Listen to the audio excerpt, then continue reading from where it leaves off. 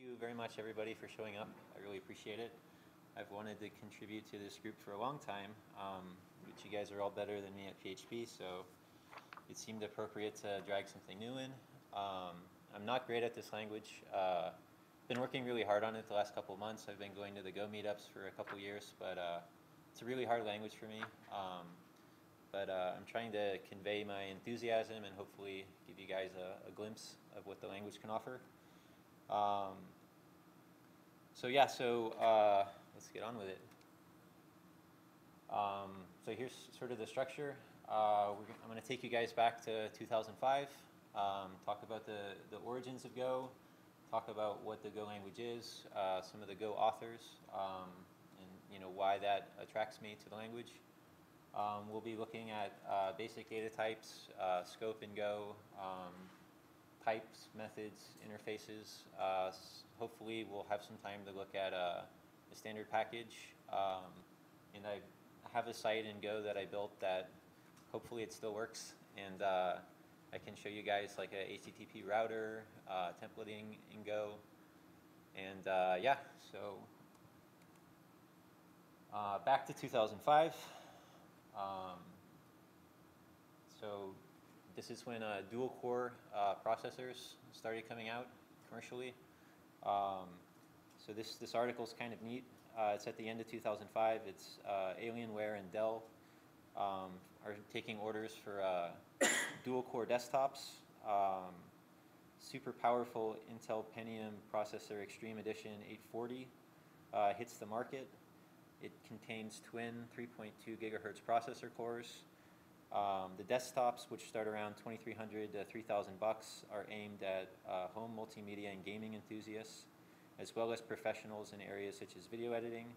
And this is the cool part. The chip represents Intel's latest thinking on advanced PC processors. Instead of driving rapid increases in speed, the chip maker is now focusing on adding performance by stuffing additional processor cores into each of its chips, as well as building new features such as virtualization, which helps carve a PC into different partitions to simultaneously tackle different jobs. So there's a little bit more to that article, but that's kind of a good gist of how hardware was changing at the time. So now on to Go's origin. So it was conceived in late 2007 at Google. It was made public in November of 2009. Stability for Go version 1 was spring of March 2012, and the current version of Go is 1.11. So the code I'm doing is 1.10, and I don't really know the difference, to be honest. I've been on 1.6 for like a year, and I don't know. But yeah, so this is from the Rob Pike blog. So Rob Pike is one of the authors of Go, and we'll talk about him a little bit more. But this is kind of cool. So it's called Go at Google, Language Design in the Service of Software Engineering. The Go programming language was conceived in late 2007 as an answer to some of the problems we were seeing developing software infrastructure at Google. The computing landscape today is almost unrelated to the environment in which languages being used, mostly C++, Java, and Python, had been created. The problems introduced by multi-core processors, network systems, massive computation clusters, and the web programming model were being worked around rather than addressed head-on. Moreover, the scale has changed. Today's server programs comprise tens of millions of lines of code, are worked on by hundreds or even thousands of programmers, and are updated literally every day. To make matters worse, build times, even on large compilation clusters, have stretched to many minutes, even hours. Go is designed and developed to make working in this environment more productive. Besides its better-known aspects, such as built-in concurrency and garbage collection, Go's design considerations include rigorous dependency management, the adaptability of software architecture as systems grow, and robustness across the boundaries between components. The resolution is an efficient, compiled programming language that feels lightweight and pleasant. Excuse me. One of the, I guess, maxims of Go is, Go's purpose is to make designers' programming lives better. It's not meant to be a super complicated language. The syntax is supposed to be expressive. I personally find it hard. I think the standard library, it takes a while to wrap my head around. because it's composition and it's not classical inheritance. So it's a little bit different than like the world in PHP, but it is, or at least can be, object-oriented in its design. And so there's a lot of principles in being like a LAMP stack or a full stack developer, especially with like JavaScript. Some of those patterns you can kind of see. So what is Go? It's compiled, it's concurrent, garbage collected, statically typed language developed by Google. It's an open source project. It's efficient, scalable, and productive. And it's created to solve Google's problems. So here's a picture, which is kind of cool. This was in that article. It's at the bottom. This is a really great article. It's a few pages, and it really goes into a lot more depth on just what they were looking for out of languages and why their needs weren't being met.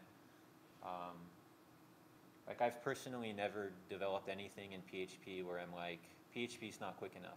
Like I've had issues where I can't write algorithms in PHP well enough, but that's sort of on me. Like I've never really been in situations of like super high concurrency, like, you know, we're talking like dozens of people a day at my website.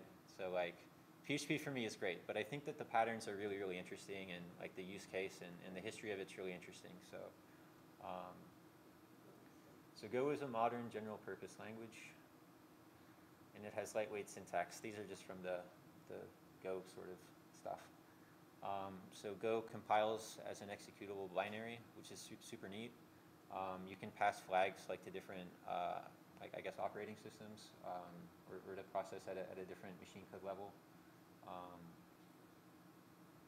So yes, so to reiterate, it's thoughtful, simple, efficient, reliable, productive, and friendly. That's what they're trying to get across. They're trying to communicate that this is a language that, you know, like there should be no boundaries to learning it other than you just don't want to learn it. There's a lot of great resources out there. There's tons of stuff from Google. There's some great courses on Udemy. Like the accessibility to learning Go is really, really good. Their standard documentation is at a really high level. Like I remember when Logan, actually, when you got me onto Laravel 4, and I was looking at like Taylor Otwell's like comments and like going through the code, and it was like, man, this is beautiful stuff. Like this is legit. I feel that same way looking at Go's documentation, and you can look at all the Go source code on the website. Like you can drill down. Like there's a lot of drilling down in Go. But yeah, so it's super neat. So yeah, so simplicity. Each language feature should be easy to understand. Go's features should interact in predictable and consistent ways. So it's taken that approach to error handling. It's taken that approach to pointers. It's a lot simpler than like C. I'm not sure if it can do everything that C can in those ways, but they definitely focused on stuff being, you know, in terms of presentation, you know, the easier the better. Like you take the approach of trying to write things as efficient but as expressive and easy to read as possible. There's a lot of like idiomatic things about Go. Like Derek mentioned earlier, like, you know, you try to choose like really short variable names, especially like the smaller the scope, the less meaningful the variable, so the smaller the variable name can be. And yeah, like we'll go into a lot of code. I just kind of wanted to present like an opening to familiarize everybody with the language. So here we go. Scope and basic data types. So this is a good thing from some Go book. I've got the resources at the end, but so there's universe scope, package scope, file scope, and function scope. And we'll talk about all of these, and I'll show you some examples. Universe scope would be like in PHP, like, you know, count, like for an array, or, you know, so like that's available everywhere. Like you don't have to be in a class or a particular file or import anything. It's just part of the language. And then we'll get down to packages. So everything in Go runs through package main, and specifically everything runs through func main, kind of like C. So imports, like PHP, like how you have like require or include, Like those are really kind of similar to importing packages. It's a little bit different, but the idea is the same and kind of the structure looks the same. So imports are on a file basis, not a package basis, which is kind of interesting. And yeah, so then inside files, so yeah, so that's that scope. And then inside functions, there's function scope as well. So we'll talk about that and like variable shadowing and how that can be kind of a pain in the language. So yeah, I don't know if you guys want me to read all of this. I just kind of wanted it in case anybody wanted to read the slides and get some more information. A lot of the Go documentation, especially on the Google site, has this sort of like, I'm not sure if it's syntax or like the style of sentences where it's like the scope of an identifier denoting a method receiver, function parameter, or result variable is the function body, where it's like, okay, that sounds really smart, but what the heck does that mean? So then there's stuff like gobyexample.com that like can kind of put that into like layman's terms, but this is straight from the source, just a copy paste on scope. So I wanted to include that. So yeah, so before I start showing examples, like one of the things that I thought was really cool, and I think this is the last thing before I start showing examples, but so like I kind of wanted to relate like, okay, well, that's a lot about Go, and how can we tie this into PHP? So strings in PHP. A string is a series of characters. This is from the PHP docs, where a character is the same as a byte. So that's really interesting. The string in PHP is implemented as an array of bytes and an integer indicating the length of the buffer. It has no information about how those bytes translate the characters, leaving the task to the programmer. I read I'm not actually supposed to read the slides, so I'm sure everybody's read that. So like this is just like some settings that we can do to turn on, you know, multi-byte on, and we can turn our script encoding and, you know, say, hey, we want UTF-8, we want, you know, to have Unicode. So like you can do that in PHP, and when we do that, like we can see the difference of, you know, like you print a string out like that, that's just some crazy Tibetan symbol.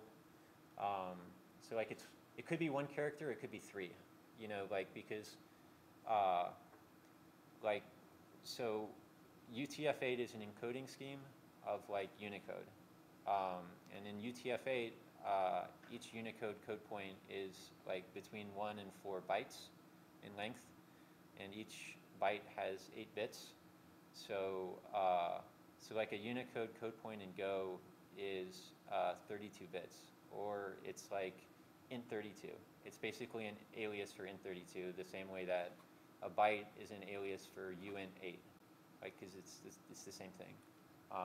So like if you know, we start introducing like these crazy languages that are not like, you know, like ASCII, like the very beginning of UTF-8, or then, you know, we can run into some problems like in terms of like trying to measure the length, you know, like especially if it's bytes. So PHP actually has like really good stuff, like the MB underscore, like pretty much the exact same functions in PHP, but just prefixed with MB underscore.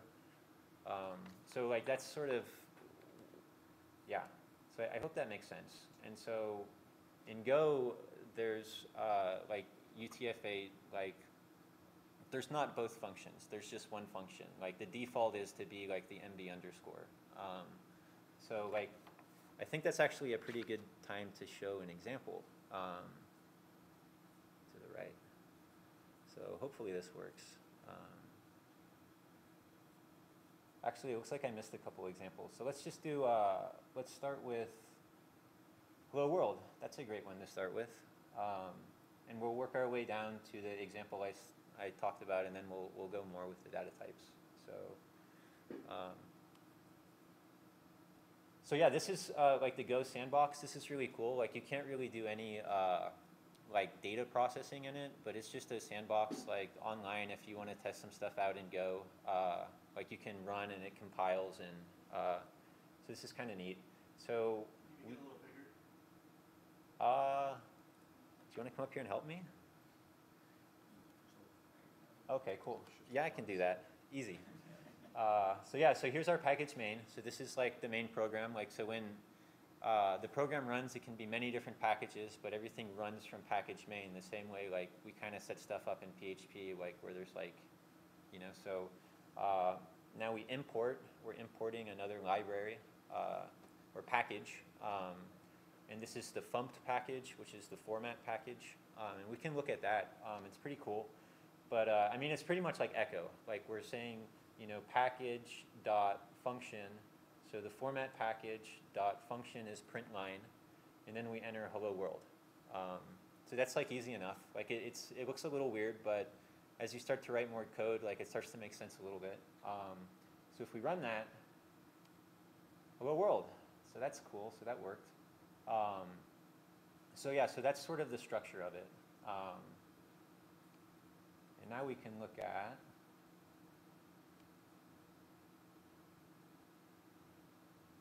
so this is, does that look good? Yeah, it looks okay, I guess. Is that big enough? Yeah. Okay. So this is, again, it's the format package. So like actually, we'll just run it first. So this is, base 10 binary hexadecimal, I think, with undercase. And then this is, I think that's what it is. Yeah. So, 42, we can all see that. So that's kind of neat. So like, 42 at this point in time, even though this is a static, strongly typed, compiled language, there's this idea of like sort of like perfect values. Like so, until we set that to a variable, like Go is actually able to interpret that as just a number, and that's really cool because that makes in Go you don't have to do like string conversion or casting, like we do with like, int, and then we take like a string 42 and it's like integer like in PHP. So it's kind of neat how they do that. I hope I explained that well. There's a really good resource I can give to explain that a little bit better. Yeah, so having said that, like this is what's really, like this is one of the very first examples I saw from video. I think it was Rob Pike on YouTube. And so yeah, so it's kind of cool. So these are, this is just for loop. So Go doesn't have like, it has for loops and it has ranges. And ranges can only be used on some types. And basically it's just like a for each loop. Like, because you use them on slices and arrays and maps and channels in Go, because those are the reference types. So, but you can do a lot with a for loop, like pretty much everything. So I think just like for brevity, Go decided like we're just doing for loops, So here we are. We've got, we're setting I equals 65, I is less than 123, and I++. And so if people are familiar with like ASCII, like this is the beginning of the alphabet. So this is going to be kind of cool. So we're going to print this out, and we're using these formatting verbs, and we're going to so yeah, let's just watch it in action, and then I'll show you the standard package, and hopefully it'll make a little bit more sense. Whoops. So here we go. This is kind of neat. So we see a number, then we're seeing it in binary, and if we go over here, we're seeing it like, oh wow, now it's a letter. Like it's kind of cool. So yeah, so like let's go to the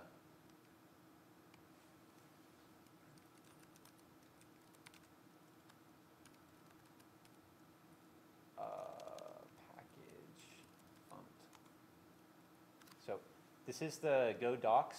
Like it's pretty easy after a while. You get used to it. You just put in like the package name, and if you want to put in like the function or the type or whatever, you can just put whatever the hash symbol and then the name of it, and it'll take you right to there on the page. But so package font implements formatted I/O with functions analogous to C's print and scanf. The format, I can't read that, are derived from C's but are simpler. So you use this a lot in Go. Like I use it a lot, especially the %t right here. when I've like messed up the values in Go. Like I've got like a float or an int32 and I'm trying to add it to like an int64, and like everything looks good but it's not working. So like I'll use that to kind of like get some reference. So that's really all I'm doing, is I'm taking these values and I'm printing them out a different way. You know, like so we can print it out in base 2, that base 10, X is base 16. There's string ways to print it out, and like one of the things that they said about this is like this is nobody's favorite way to do it, and that's why it's everybody's preferred way to do it. It's just like it's not like super beautiful, but like it makes a lot of sense, and it's pretty robust. So I think the examples are going to be a little bit more exciting. I just wanted to lay a bit of a foundation here, so we can. I guess at this point we're talking about scope, and so let's just go to scope first. So this is kind of neat. I'll zoom it out real quick, and then I'll zoom it back in just so we can get all of it.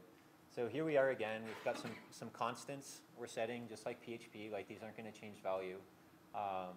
And because it's outside of func main, it's got package level scope. So kind of like JavaScript, how like it's going to be available everywhere. Like kind of like they're globals, or if you do something inside of a JavaScript object and then you've got like functions inside that object, it's kind of the same thing. Like they really don't like to say that, but for me to wrap my head around it, it makes some sense. So yeah, so let's run this. So yeah, so we're importing the func package. We're creating these constants. X is 3, Y is 1.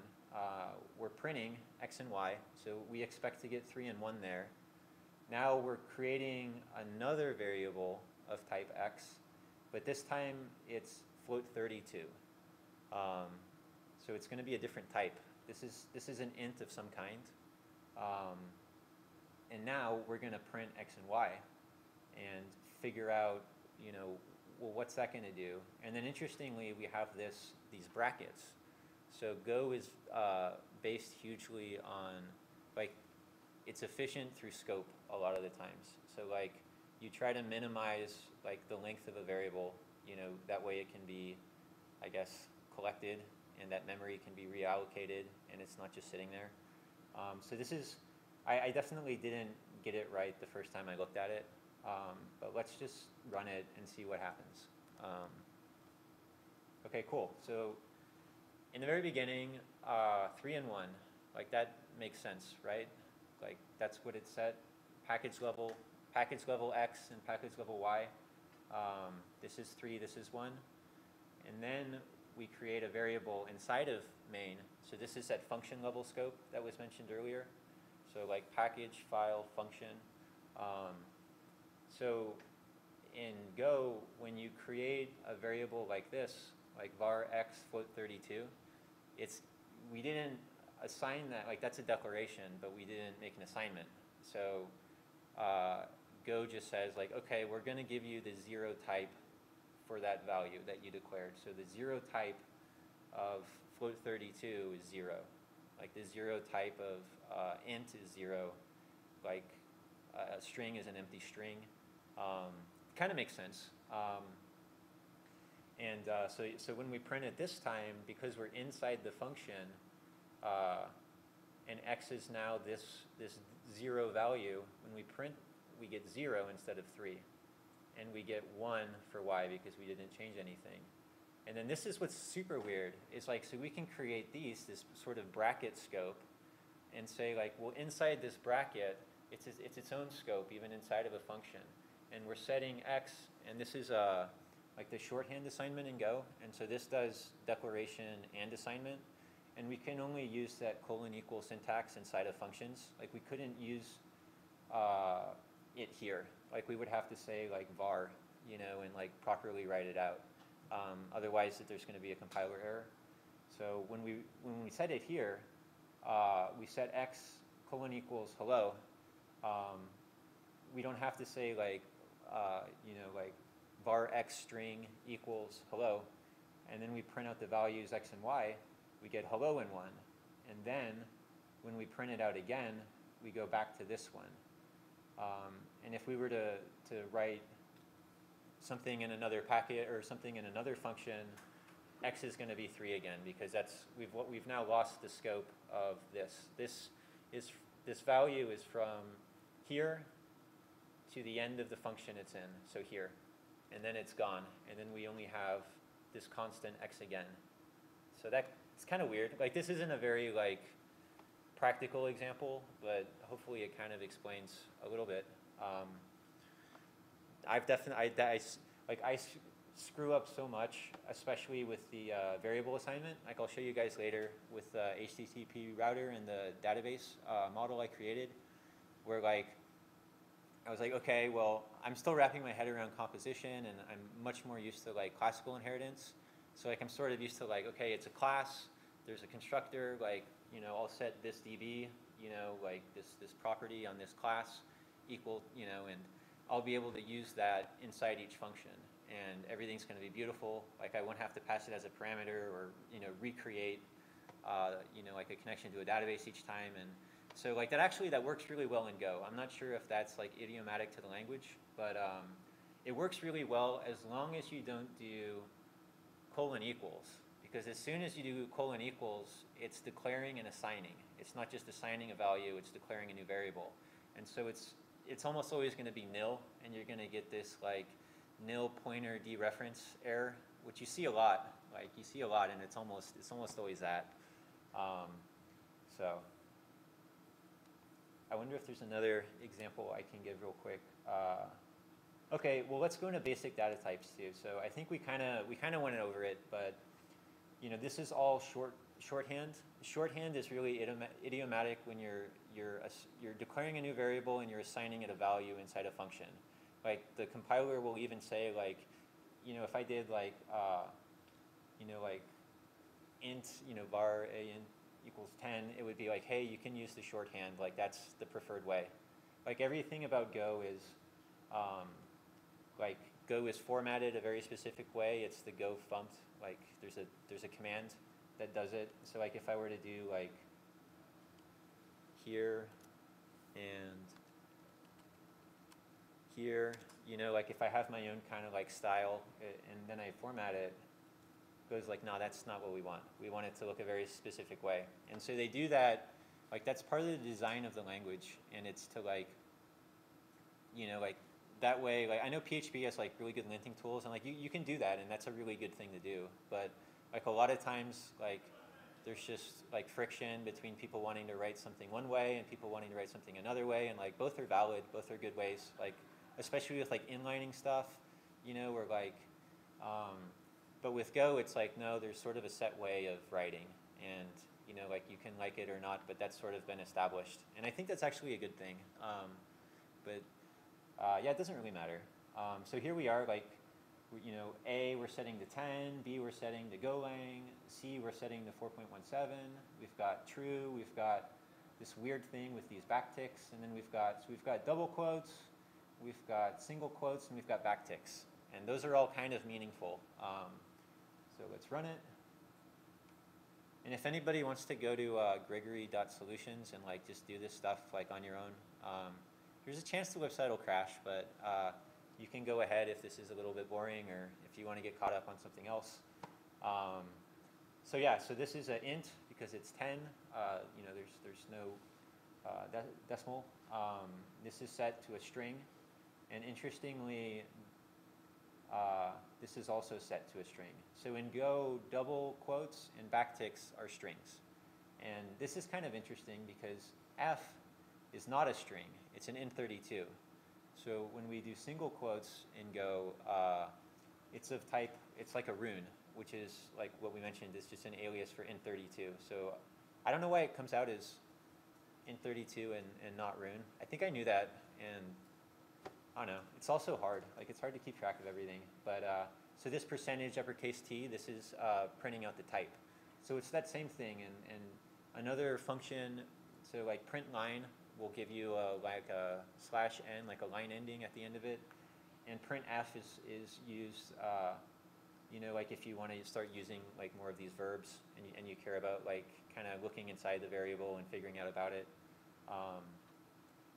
So yeah, hopefully that makes sense. So, having said that, we can do variable shadowing real quick. So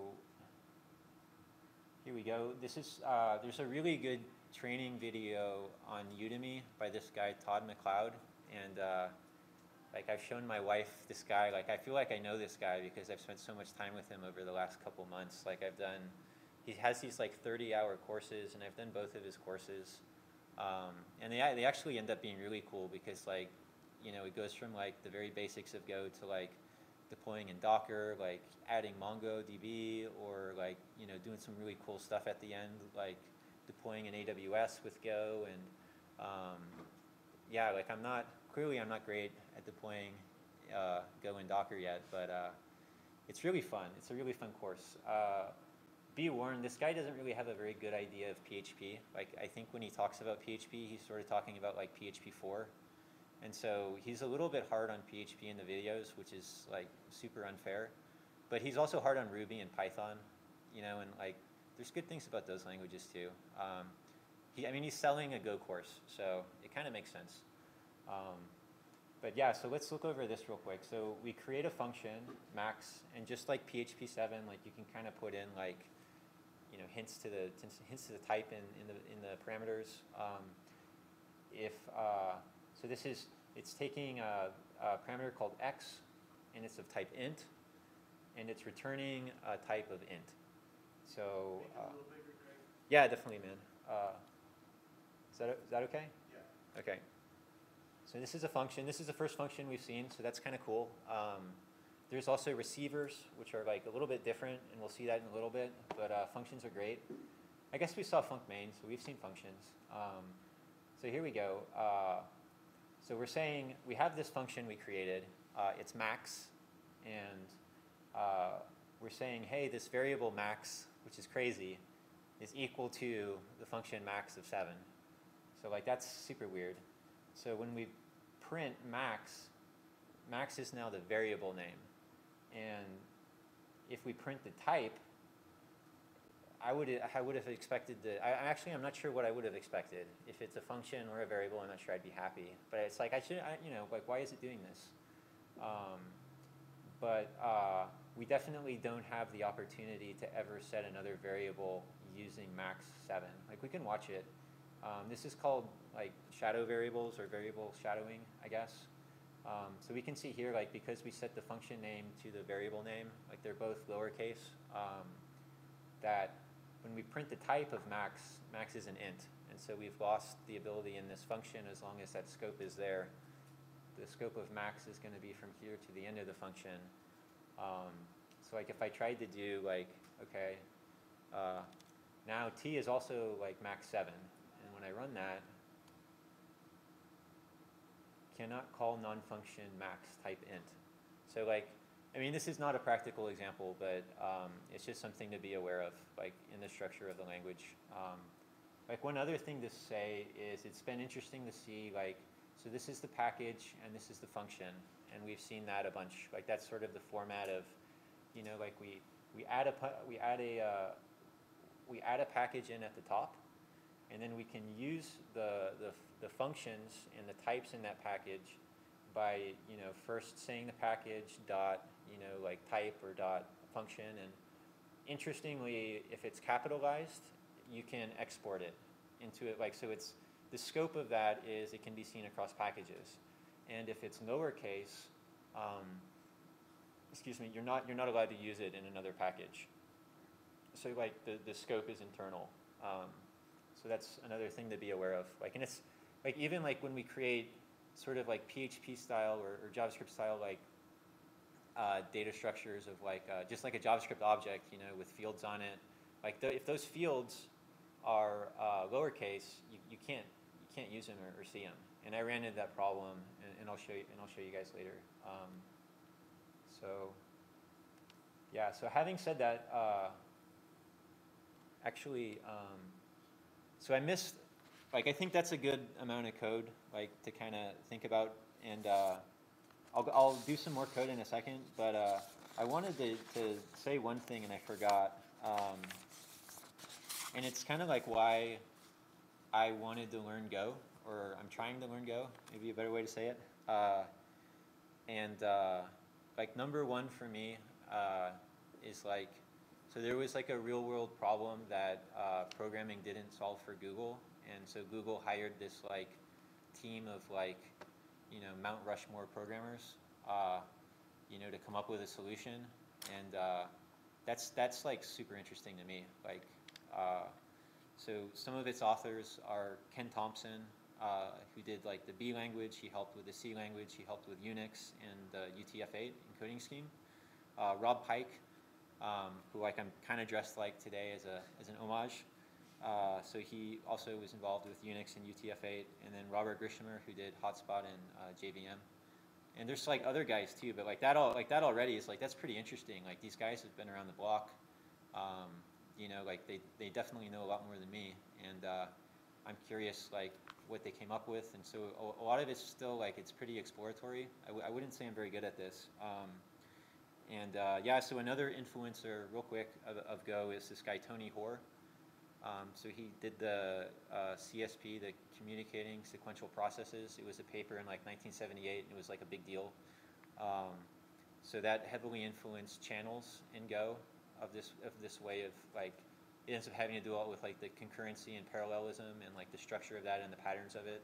And so all, you know, like a long time ago, you know, like well before I was born, this guy had this great idea, and it influenced some languages, and one of those languages is Go. And just the last thing about Tony Hoare is, yeah, so he also really influenced the error handling in Go. Like in PHP and JavaScript, there's this like idea of like try, catch, finally. It's kind of like a way of doing stuff, and I actually think that's really good. Like, I haven't really worked with too many people that like made up their own like errors, you know, like the way that like you can really do some cool stuff in PHP. And I haven't worked for a company that really did that and took advantage of it. And most of the error handling I've worked with in PHP, like the companies didn't do a great job of it. But I don't think that speaks to the language. I think that speaks to, you know, sort of the architects I learned from. And they did other stuff great, but that's something I noticed. Like I wish I had a better mentor in those areas, because it seems like they're overused a lot, and they're not used well, and they're made too general. And so yeah, so Tony Hoare had this great idea of like, you know, errors as basically first-class variables, you know, first-class values. And so a lot of times in Go, like you can return multiple values from a function. Like if we were just to say like, you know, func something, you know, parentheses, and then we did like int string, like now we're getting two values back, an int and a string, and so we can use like, I don't know if it's called tuple assignment or not, but like, you know, you can like set two variables equals the result of this function. It's pretty like easy to look at and kind of understand. I don't think I did a great job of explaining that, but so a lot of times in Go, especially with the standard packages, you're going to get a result comma error equals. And so you get to handle that. Like if error is not equal to nil, you get to do something, and you can handle the error that way. And that's just the approach to Go. Whether it's better or not, I really don't know enough about it. But it's interesting to learn something new. So yeah, like another reason, like when I started learning Go, like JavaScript frameworks were getting like really, like I guess they had already been like, you know, kind of the thing to learn, especially like on the server.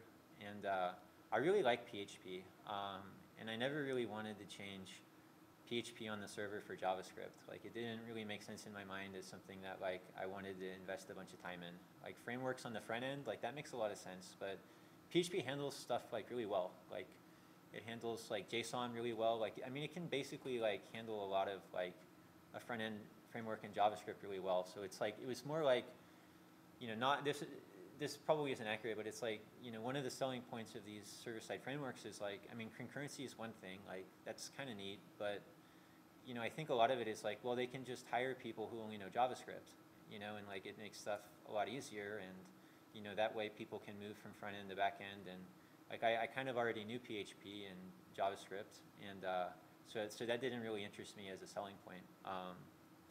So yeah, like the more I learn about Go, I feel like the better I am as a PHP developer, and I think that's a really cool thing because it makes me think about stuff. So yeah, let's keep going to some examples.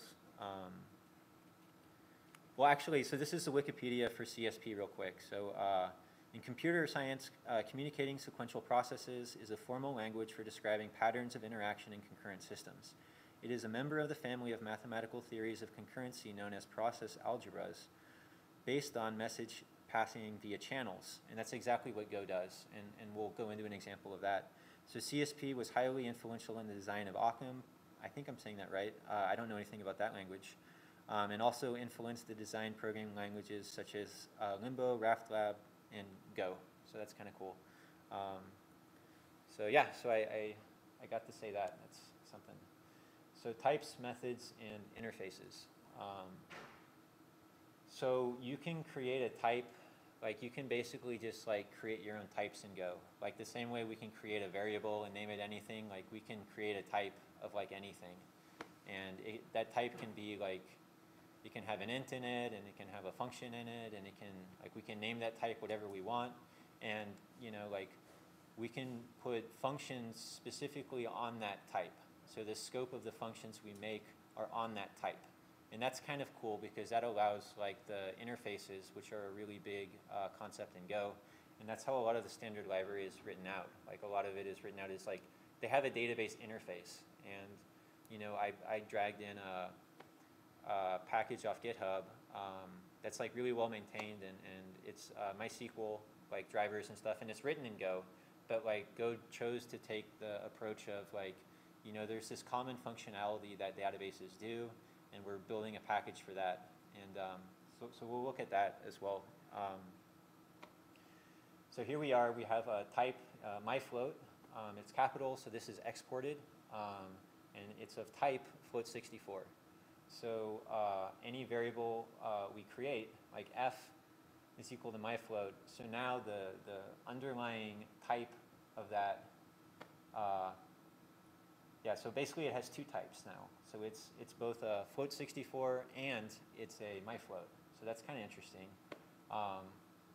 So yeah, so each language feature should be easy to understand despite my explanation. I'm not so sure. But yeah, basically interfaces specify behaviors. An interface type defines a set of methods. So an interface type, what it does is it defines a set of methods.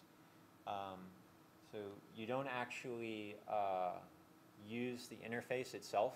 Like you would create a variable with that type. I guess sort of like an abstract class, how you don't really use abstract classes in PHP, but like you can kind of go off those by creating, you know, like by instantiating like something, you know, further down the line. So a type that implements those methods implements the interface. So it's like, well, what is this talking about? So like types implement interfaces implicitly. There is no implements declaration. And this is all like really, really important, but it's really hard to understand without an example. So let's look at an example of this and try to figure out what it means. So cool. So to the right. So I've done a little bit of work on interfaces. Do you want me to say all this stuff and then go an example, or do you guys just want to see an example? What would be example? Okay, cool. That's probably a really good decision. So here we are again, and we're creating an interface, and we're naming that interface animal. So we created this new type. The type of it is an interface, so we know that we're not actually going to use that code. We're just going to use that as sort of a template for what we're doing. So anything that has a function on it, you know, I guess of speak, it needs this whole signature. It needs speak returning a string. So like here we are, we're creating another, I promise it's going to make sense. So we're creating another type. Well, okay, we're creating three types here. We're creating an animal, a dog, and a cat. Okay. Structs, it's not so important. Just think of it as like, this is pretty much just like an empty whatever. So I think of them being like JavaScript objects that are sort of empty. Like it's like a JavaScript object without any fields or properties or whatever they call it. And the same with a cat. Cat's the exact same way. So cat is this empty thing, this empty JavaScript object, and dog is as well. There's nothing there. And we have this interface, and it has a method on it called speak, returning a string. So this is a receiver in Go. So I feel like I'm losing the audience, but that's cool. Like, it won't take that much longer. So it looks a lot like a function. The only difference is, like, those parameters are before the name of the function. And what we're saying is this function is only available for type dog. So that new type we created, this is a receiver function. So dog gets to use this function. What's the name of that function? The name of the function is speak. And what does the speak return? The speak function returns a string. And so when we go here and we look at the interface, we're satisfying this interface because it is the exact same function signature. It has speak returning string. So because of that, without us having to do anything explicit, dog is now type animal. Like dog gets access. If animal had more functions inside of it, it might not. But because it satisfies the entire interface, dog is of that type as well. And so we can kind of watch that here. So, and the same with cat. Like we just did the same thing. It's just instead of like barking, it's like returning now. So like here we are in func main. Animals, what's animals? It's a slice. Like this is just the format of like pretty much like an array. It's a slice. In Go, you have to, like you can't have like, PHP is great because you can have like an array and like they don't all have to be like this, like the values don't all have to be the same type. In Go, you don't have that luxury. Like every variable or every value of that array has to be of a very specific type, and you can't change it. So in this one, we're creating basically an array. What's its type? Its type is animal, because that's a type. And so what does that animal slice contain or array contain? It contains a dog and it contains a cat. So these are types, right? Like this is a type dog and type cat. And so it's super weird to think like, okay, well, you know, this is saying it has to be of type animal, but this is a dog and this is a cat.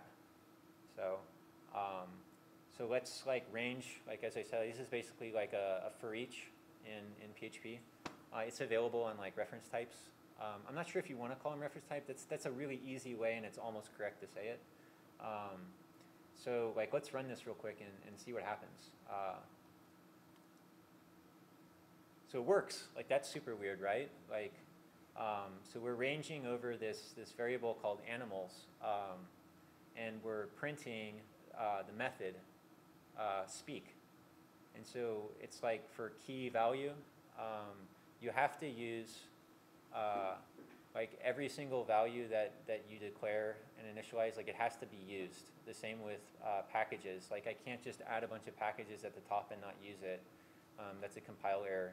And so the way you get around that in Go is like, in PHP, for example, like for each, like we can just for each in value, and that's awesome. Like that's actually like a really cool thing. In Go, you can't do that. Like you have to say key value, and so your way of getting around it is using this blank identifier. So you're just saying like, yeah, I know it's there, but I don't really care about it. So just kind of ignore it. And so we only really care about the value. And so the value is dog and the value is cat.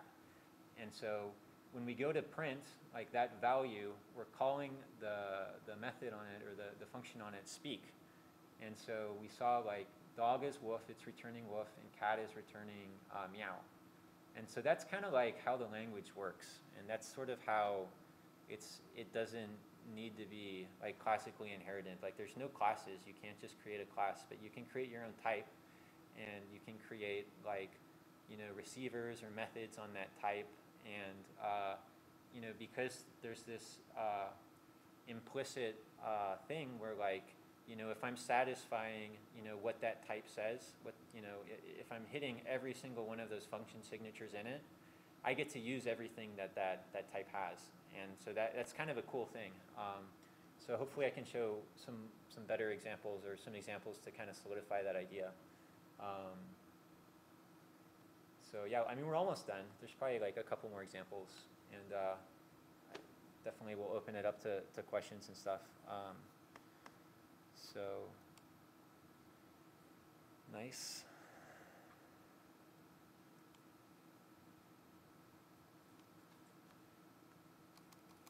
So let's see. Probably was a better way to do this.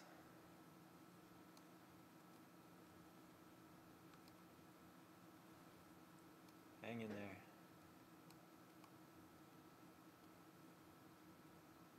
Okay, so we went over scope.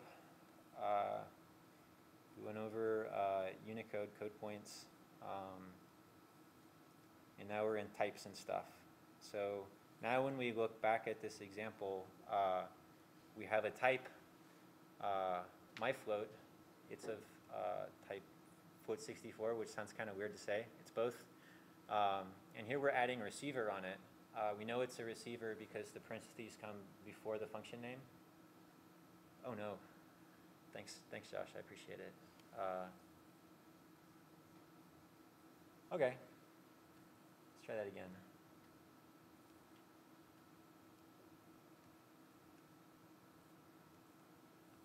Here, okay. So now you guys will definitely know what I'm talking about. So here it is, a type, my float, and it's of type float64. We're creating a receiver on it, so like a function that can only be used by that type, the new type we created. And we know that because its type is here.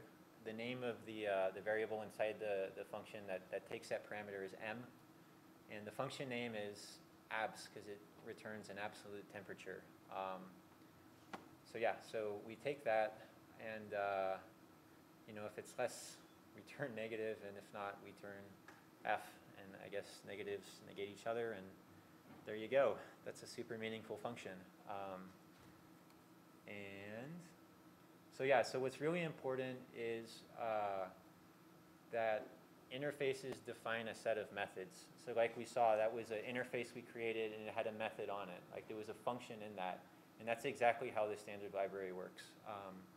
And we saw that a type implements those, a type implementing those methods implements the interface. I should have written that better. So we saw like the dog and the cat, because they had receivers that had speak on it, they satisfied the interface of animal. So they got to use animal. And types implement interfaces implicitly. We don't have to declare it, it's just part of the language. So like all over the standard library, there's like these IO writers and IO readers and stuff, and that's in the IO library, and that's everywhere. And it's like we can look at that. But so that's kind of how this is all connected. It's not through like classical inheritance. It's more through like this idea of composing stuff. So let's see. Resources, and I've got some more examples if you guys want to see. But so these are some really good books. To be honest, I haven't finished this one, and I found this one really hard to read. And this one's free and it's online. But yeah, I'll give you a little bit of information about it. I mean, actually, like all that information is in the slides at the bottom. So if you really care, like you can look. These are like really highly recommended. It seems to be like especially the two on the left, those seem to be like the most highly recommended at the Go meetups, and both on, like also on the Udemy course. These guys are pretty famous, so they definitely know what they're doing. That's William Kennedy, I think, maybe. If so, he's a pretty big guy in the Go community. So here's some resources. My site, if it's not broken, I'm going to try to update it and push algorithms and hopefully like PHP, and this is how you do it in Go and stuff like that. There's gobyexample.com, which is great. Like when you read the standard package and it's super confusing, then you go to gobyexample and you figure out what they're talking about because they've got really great examples of it. this GitHub goes to 11 Golang training. This is a really great resource.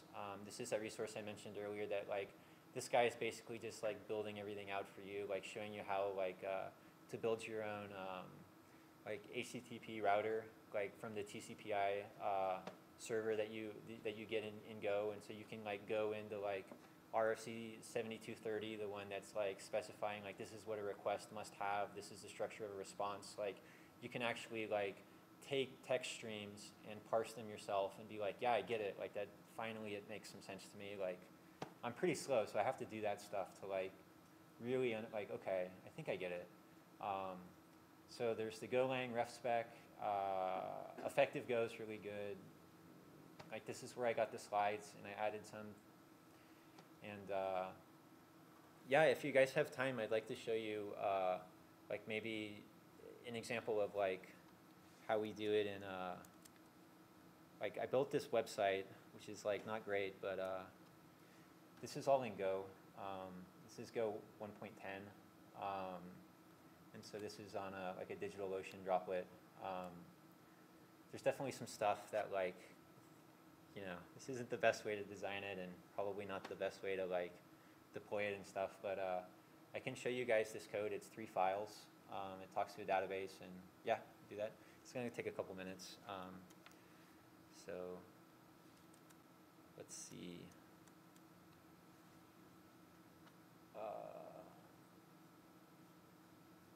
Right. So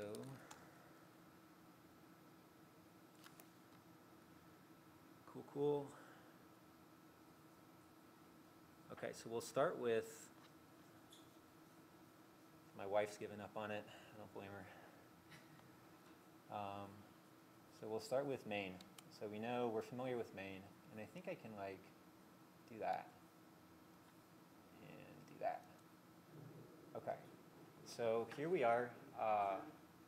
Zoom? Yeah, for sure, man. Yeah, maybe black wasn't the best, but that's cool. So, you know, we're importing some packages like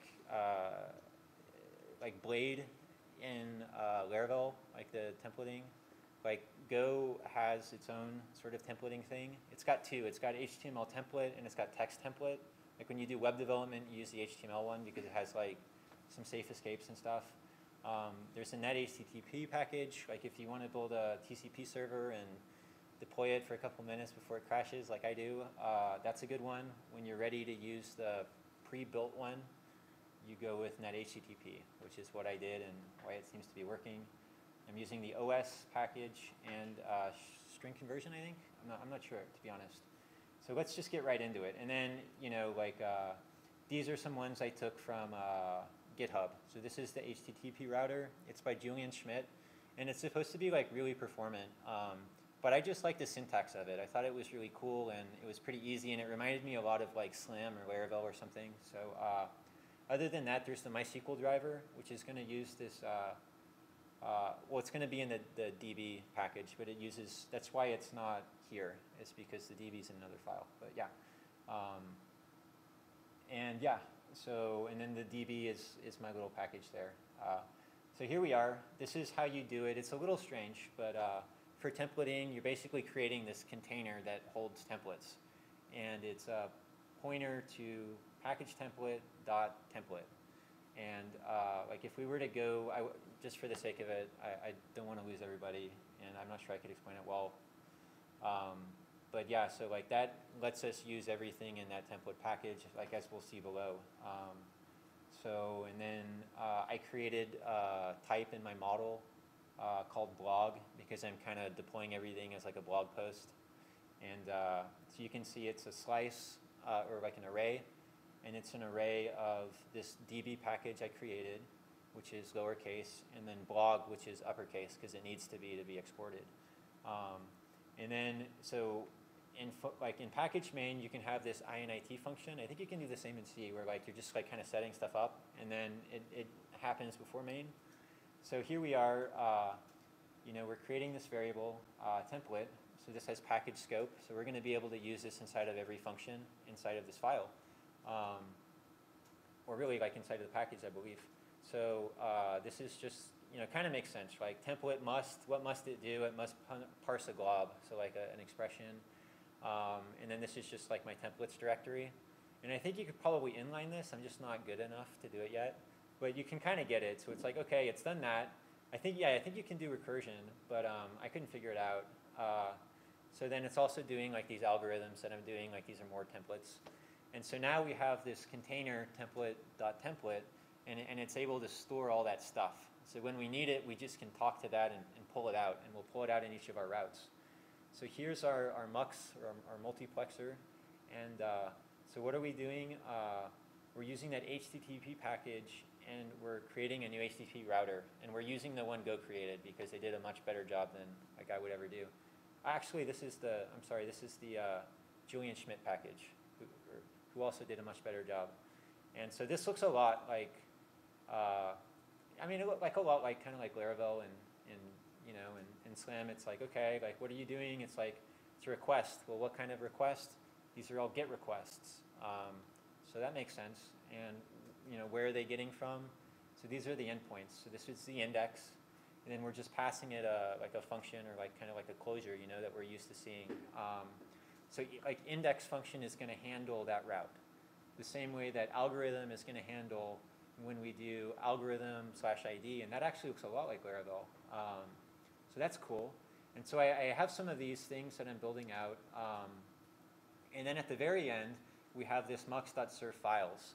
And so that's when we want to actually like display pictures and stuff, and we just like, hey, this is just a static file. We kind of create that endpoint, and then we map that to our directory. So that makes sense. So we're saying, hey, anything that's /public/ something, send it to the public directory, and we can figure it out. And so here we are, HTTP listen and serve, port 80. It's production. I guess 8080 is development, or at least how I understand it. And we're passing it our HTTP router, and that's it. Like that now takes the place of Apache, or it takes the place of Nginx, and that's part of the Go standard library. So that's kind of neat. So here's an index page. This is that first one. Like we passed the name of the function. Here's our function. What is the function signature? It takes a response writer and it takes a request. So like the client-server relationship, like, makes sense. And here, because I'm not using it, I have that blank identifier. And this would be the parameters that we're getting. Like, so for the algorithms one, we're using it. So we wouldn't have that blank identifier. But because that's the name of something, we need to use it in Go. So like, what does this do? It's creating just a local variable. It's getting the recent blogs from the DB I wrote. And it's using that template variable, and it's executing a template called index.gohtml, and it's passing that blogs, that variable, into the template. So that looks a lot like Blade. It's like pretty similar. Like it's not too different. And then we just have this thing for like handling an error, because it basically just throws like a 404. And it's the same thing here. Like we're using that, and so it has a name. It's PS for the parameters. And so we're getting that ID from from our endpoint, and then we're trying to find. Basically, I'm saying like, hey, does a directory exist for that? There's definitely a better way to do it. Like this is not how you deploy it, but I mean it's working, and I can iterate over it and make it better. So like it's like, hey, does that directory exist? Okay, cool. If it does, like, well, let's execute. Basically do the exact same thing. Like get the blog information for that from the database, execute the template, pass the template, the blog information, and that's sort of how this works. So I won't really go into two more, but I'll show you the database real quick and the template real quick. I think they'll take less time. So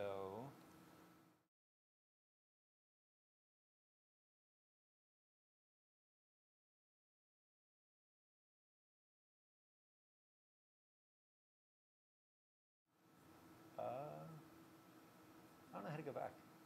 Close the window. Oh, I just close it? Oh my god.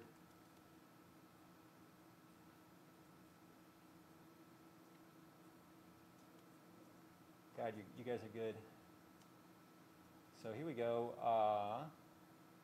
So this is a DB. So this is that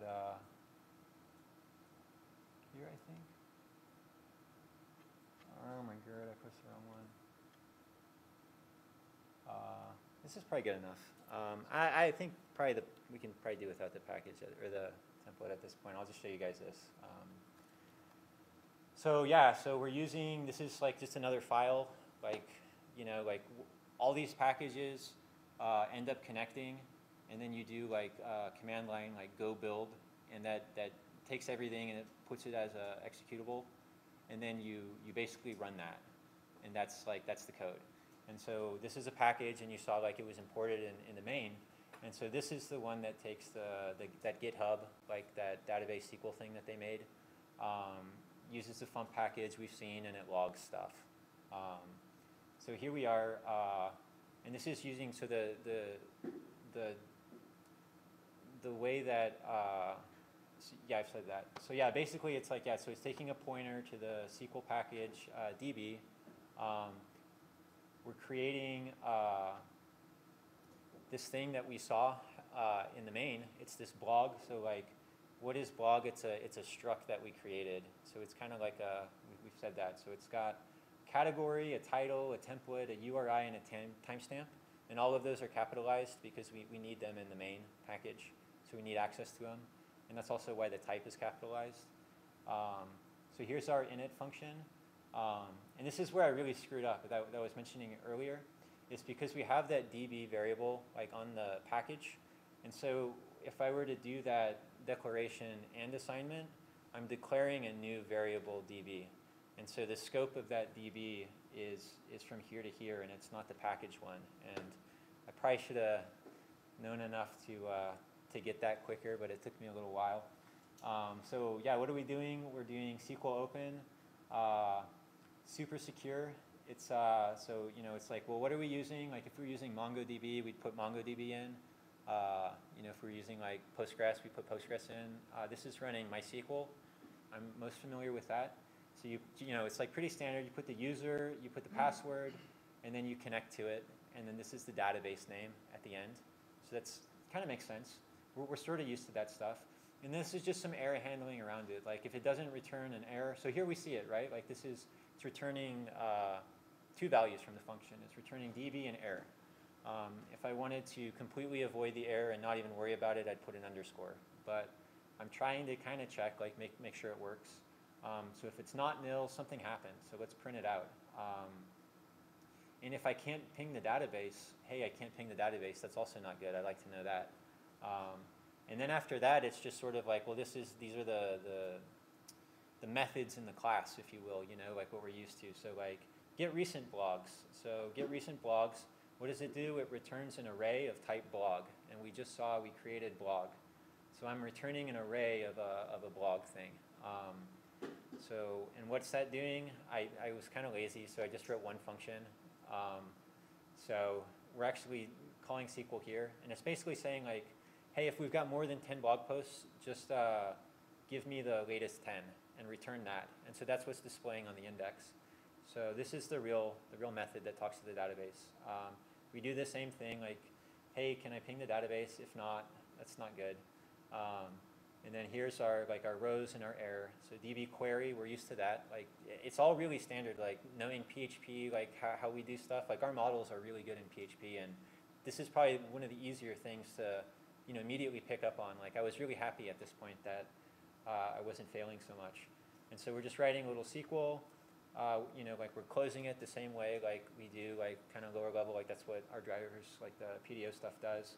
And yeah, so now we're just creating a variable. It's a slice of type blog. Slices have a length, capacity, and a pointer to an underlying array. And we're just saying, hey, create it. It's nothing right now. It's just empty. And then as we iterate over our results from the database, we're appending that to our slice. And that kind of makes sense. Like we're building up that array. And after that, if there aren't any errors, return it. And the same with this. This is just like getting a blog by the ID. So I don't know if that's like great Go code, but you can definitely deploy a site on DigitalOcean for at least a couple hours, you know, and that's kind of neat. But yeah, there's tons more examples and stuff, but I think this is probably a good time to cut it. So thanks again for showing up.